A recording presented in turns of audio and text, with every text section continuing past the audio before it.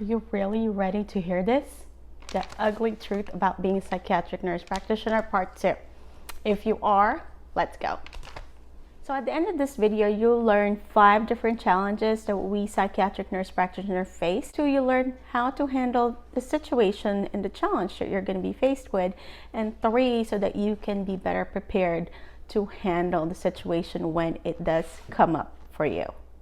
Okay, so let's dive in. Number 1, there is this controversial video conference that's circulating around social media recently in the past few weeks, because this physician-led organization whose agenda is, 1, to stop full practice authority for nurse practitioner in California, and also to promote physician-led healthcare. What's hard for me to understand is how many physicians are out there who can actually take care of this many patients. And I think we should work together in tandem instead of saying I'm better or I'm worse, or this certain field is bad, therefore let's eliminate them.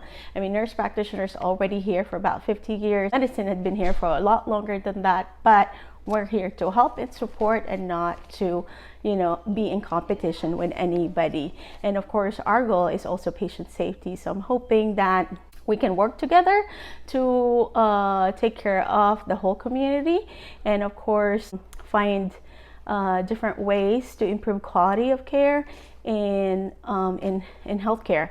And I think this becomes a challenge for us nurse practitioners, especially for you guys who are just starting out, because again, it's very limited acknowledgement of nurse practitioners from the medical community, which makes it hard for us. So my tip is, you have to be aware of that, and you have to make sure that you educate the people around you about what your role is. Patients will always ask you what your role is and what you do, what's the difference between you and a doctor.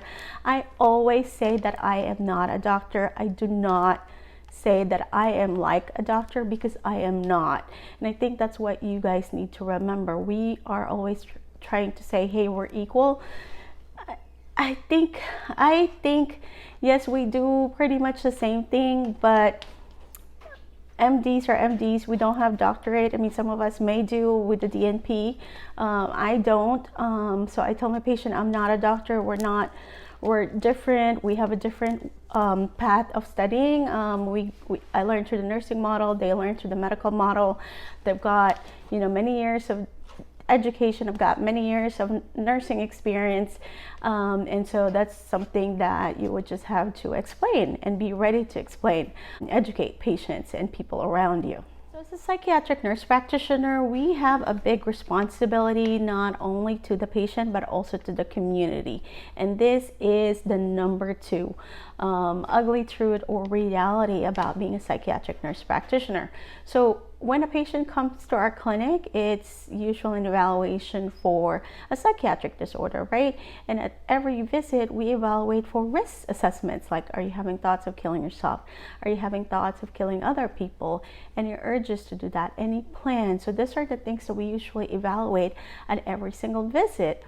In comparison to someone who comes in for a headache, I mean, the doctor or the nurse practitioner will not ask, like, are you having thoughts of killing yourself or other people, because that has nothing to do with the headache, right? So we are here not just to protect the patient that we're taking care of, we're also here to protect the community.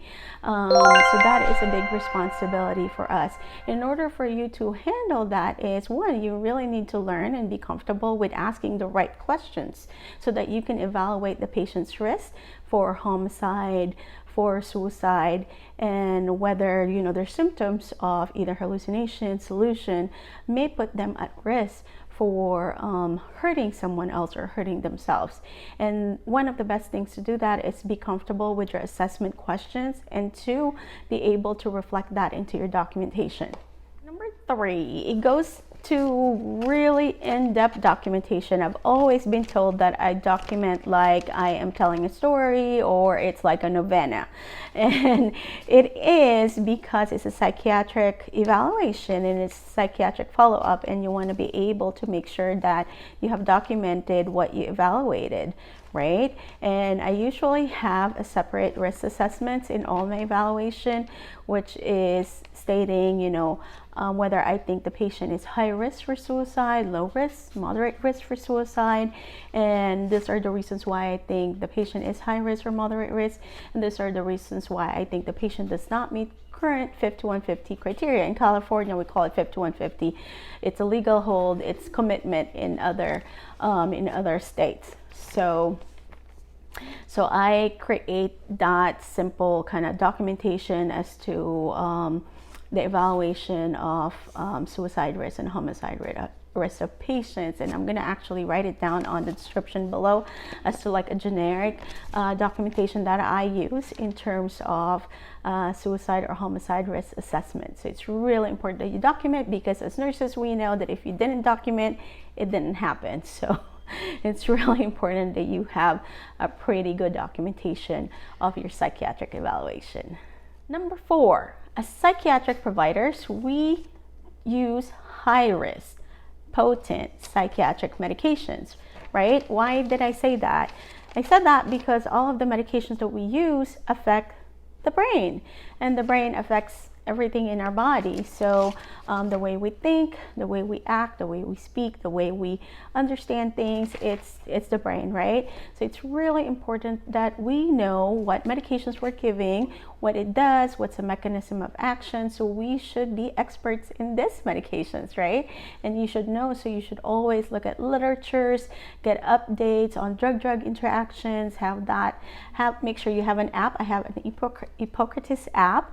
I also have UpToDate at work, Micromedics to check for drug-drug interactions. I also use LactMed, which is another app, just to look at breastfeeding safety with certain psychiatric medications. There's also Massachusetts General Hospital Women's Health Clinic. It's also a website, Postpartum Support International. Those are all good resources that you guys should have in your back pocket if you need information about certain medication, especially when treating patients. So that's really important. I think that's important about this medications is that some of the medications that we use can cause adverse reactions, and we also need to be well versed and well skilled to know what those adverse reactions are. And I want you to look it up: neuroleptic malignant syndrome, serotonin syndrome, Stevens-Johnson syndrome. Those are the big adverse reactions that are possible with psychiatric medications. So I want you guys to make sure to look it up and know what are the symptoms that you need to know in order to say whether this patient may be experiencing this adverse reaction and what are the risks involved that makes it worse for some people. Like say in serotonin syndrome, we worry about it when there's too much serotonin, I can't say it right, serotonergic medications combined together. So we worry about if a patient is on 2 serotonin type medication or 2 antidepressants, right? Although it's very rare for it to happen, it's still possible. So you want to make sure you educate the patient of what to do if it does happen, and you want to know what are those symptoms are so that you can educate it to your patient. So we come to the number 5, and the number 5 is stigma about mental illness.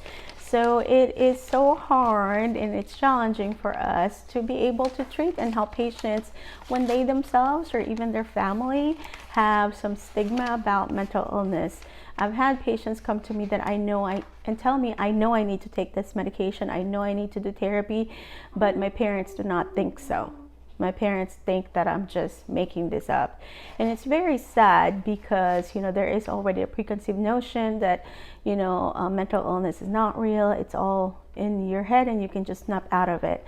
I wish we could snap out of it, because then, believe me, it will be a lot easier for the patient themselves, right? But even for us treating providers, it becomes a lot difficult. And that's where, education is really important. Probably requesting for a family meeting, kind of trying to understand where the family is coming from. Maybe they have a history in the past of a negative experience with a psychiatric provider, and that may be something that you can talk about and discuss openly, so that you can help the patient. I'm hoping that you guys learn from those 5 things. There are still a lot of different challenges that we face every day, and that could be the part 3. But right now, that's all we have for this time.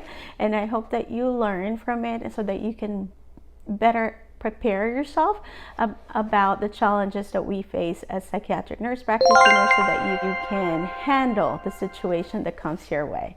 Okay? So make sure you guys subscribe to the channel and comment if you have any questions, and if there's any challenges that you face as a psychiatric nurse practitioner, or challenges that you have thinking about whether this is a career for you, make sure you write it in the comment section, and I will try my best to respond as soon as I can. Okay, thank you so much. Bye.